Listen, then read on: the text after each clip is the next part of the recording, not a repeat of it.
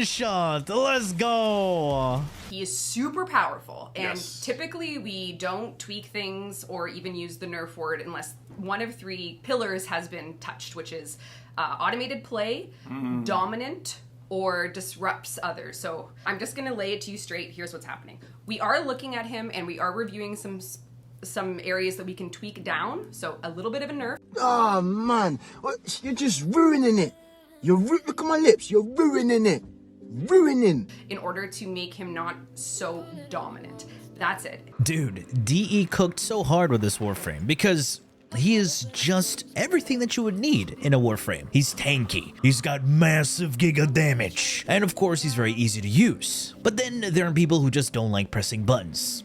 Those people are weird, and yes, they do exist. And this is my second Dante video. If you have not seen my previous Dante video where I go over all of his details and how everything works, please do go check that out. This video is all about taking him to the next level, giving him the strength that he needs, even more range than possible, and no issues with energy economy, even though I'm running negative efficiency. And no, I'm not even using Arcane Energize.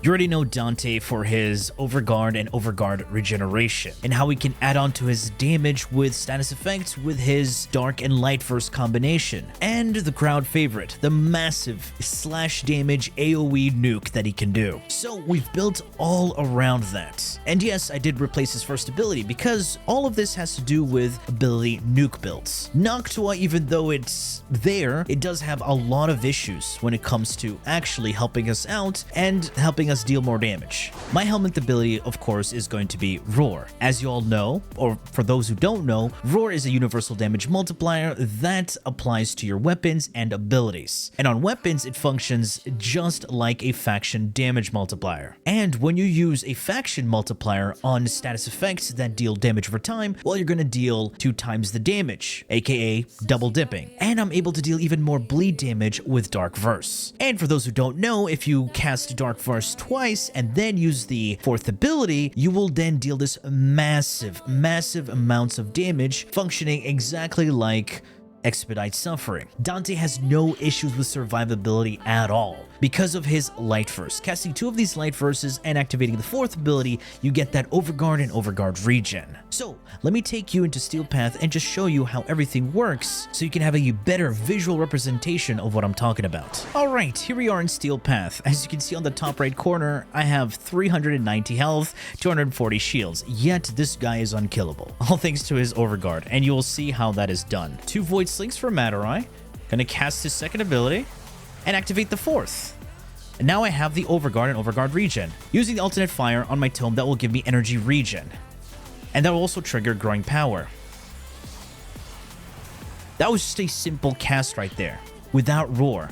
Let me use my 3rd ability, 2nd ability, activate the 4th. Now I get the birds. These birds will increase status effect damage on enemies. Okay, that's all good. Now, let's add Roar to that. 2 Void Slings, just to top off our strength. Okay. And cast Roar. See how they died before I even casted my 4th ability. That's how crazy that is. And I am using Molt Augmented, and I still haven't built up those stacks, yet I'm shredding these guys. Alternate fire, that's going to tick, and it's going to give me that energy regen that's going to stack up to 10 times. Very useful. And you can see on the bottom right corner, my energy is not dipping down. Look at that, millions of damage. And if I wanted even more energy regen, I have my DIGA here, triggering, look at that, Archon Stretch with its Arc Coil. Massive amounts of damage. What if we take this into a larger, more open map, like a corrupted map? Boom! We get our Overguard going. Oh, so good. 3rd ability, 2nd ability, get the birds out. They're going to make all these guys vulnerable. Boom, big damage. Look at all that energy on the ground, and we're full already. Hey guys! Boom. So good.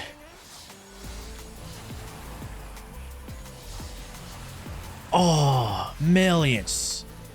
Xmas unit? I didn't even finish my freaking combo, dude. What the hell, man? Another Xmas here?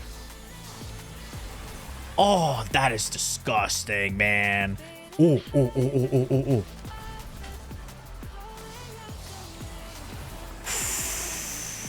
Oh, disgusting. All right, let's see if we can actually one-tap Acolyte.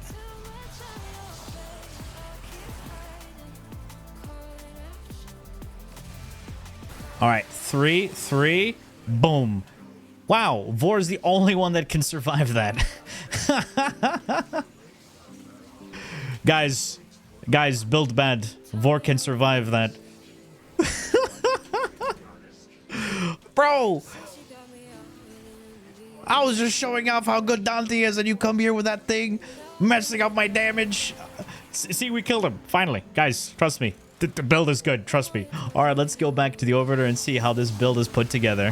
All right, here we are back in the Orbiter to take a look at the build. As you can see with the Archon shards, I have 2 casting speed shards. If you have Tau Forge, definitely go for Tau Forge. The casting speed is like such a huge boon to this guy's DPS. It just makes everything feel so fluid because, believe it or not letting animations shine is a huge DPS increase. And just for even more utility and damage, we're going to be using Matarai, aka Chatterai. Why do we use this? Well, power transfer, 50% more casting speed, and sling strength. Boom. And with Void Strike, you can take this anywhere. Go into the Lua conjunction, you're chilling with Thrax. This is easy. Best focus school. So yeah, Chatterai and the 2 casting speed shards. And finally, the red shards are strength shards. As you can see, with these 3 together, I get 145 strength. And when I go into the actual modding screen, you can see there's nothing there. All that strength is from the Archon shards themselves. Now, for those wondering about Archon Intensify, not needed, a hassle, even though it works with his Overguard. I'm going for a lot more consistency with this loadout. The first arcane is the Strength Arcane, Molt Augmented. 250 kills, boom, 60 strength. And then Arcane Steadfast. On ability cast, you have a 20% chance that the next 3 abilities will not cost energy. So that's boom, another one. Now in the aura, growing power. When you proc a status effect with your weapons, you get 25% strength, and my companion can trigger this, so even better. And on top of that, you're going to be using your alternate fire on the Grimoire here and there just to buff your energy regen. Now I'm going to start off with modded strength, starting off with the Exilus. Power Drift, because we don't need the best mod in the game because of his consistent Overguard. Gonna slap on Blind Rage and Umbral Intensify. Yes, I would get 303 strength, but unfortunately I will be running Overextended, just for all that range. Speaking of Overextended, boom. We need that there. And then I'm gonna pop in Archon Stretch. And finally, Augur Reach. These are going to be my range mods right here. As you can see, we get 265 range. This gives Dark Force 53 meter radius and my explosion a massive 79 meter radius. That's pretty huge. However, if you feel like that's a bit too much and you want a bit more strength, you can run an off-rank Overextended. That is still fine. Having a look at that, we do get 250 range and 250 strength. There's some nice evenness right there. And this gives us 75 meters and 50 meters on the 3. So if you want to do this, just fine. And our only duration mod is going to be Primed Continuity. All of this is to maintain all of my buffs. And his buffs do last for a while, but for a Helminth ability, it only does last for 46 seconds. That's unfortunate. Now for my large energy pool, we use Prime Flow and it gives us 569. Nice. And then Equilibrium. This converts health orbs into energy. Very useful. No efficiency mods needed for this loadout, believe it or not. Now, for those asking, how is Archon Stretch going to work? Pay attention, for the love of God. And it's going to work because of GIGA. Its Arc Coil ability does electric damage and it counts as an ability. This ability will trigger Archon Stretch on your Warframe. Very useful. Guardian isn't that necessary because of his Overguard, but this is a build for a lot of other Warframes. Synth Deconstruct for the consistency in health orb drops, and when we pick up health orbs, it will convert those health orbs into energy thanks to Equilibrium. Duplex Bond will have our companion split up into clones, kill enemies, and they drop energy. And we don't have to worry about enemy pathing because his third ability and fourth ability have massive AoE nuking potential. And then Mystic Bond. Mystic Bond will allow us to cast an ability for free, similar to Arcane Steadfast. However, there's a cool mechanic. If Arcane Steadfast triggers first, it will hold back Mystic Bond. So you will have 4 free casts, which is pretty damn awesome. So whichever one procs first, they will get priority, and then you will still have the rest of the charges of the other one. Alright, that's pretty cool. I just got Arcane Steadfast. This will give me 3 free energy casts. So I don't consume any energy with my abilities 3 times. But I also got Mystic Bond and Arcane Steadfast. One of them will always take priority over the other. Boom. I used an ability, and Arcane Steadfast got consumed, because it was the one that procced first. However, when both of them proc together, Mystic Bond will usually take priority. And the Hellstrom is going to have Virulent Heat. That's it, very simple. And now taking a look at the Favonius Codex, aka Grimoire. Arcane Conjunction Voltage, just for the multi-shot. Its alternate fire and direct hits will have electricity, so it's free multi-shot for this. Prime Fulmination to give it a large AoE radius so it can hit multiple enemies. And that large orb takes over time very quickly. And it's modded for viral, base electric, and radiation with this combined mod. Now for the tome mods, I am using Xanta's Invocation for the energy regen that stacks up to 10 times. And Hara Canticle. That die have a 12% chance to drop universal orbs. Now, if you use your alternate fire and this alternate fire tags enemies and you nuke them with your abilities, boom, 12% chance to drop a universal orb. Now, for those who don't really pay attention that much, there's an additional way to get energy that stacks up with the energy regen that you get from Archon Stretch and the invocation mod, and that's using my Phantasma. Wait, how does that work? And do I need to use this? Well, if you know how to move and pick up energy and cast your abilities right, then you won't need this additional trick. But I'm giving it to you just for those who don't know. Let's take a look at the build. What's so special about this loadout? It's all to do with the Arcane Primary Exhilarate. On weapon impact status effect, you get 1.2 energy regen for 10 seconds. It's not that much, but it stacks up to 3 times. Now, how are we going to get impact when this has so much viral, radiation, and electric? That impact is not going to be that consistent. Well, here's a trick that not many people know. The Phantasma's alternate fire force procs impact and immediately triggers Primary Exhilarate. That's pretty damn good. Now have a look at my energy on the bottom right. We trigger Archon Stretch, alternate fire. Look at that energy regen. Pretty damn good. And when we kill enemies, we get universal health orbs. You just saw right there. More energy. That's pretty easy. So you shouldn't have any problems with energy maintenance. And these guys are getting tagged by my clones. If I kill them, boom, they drop energy.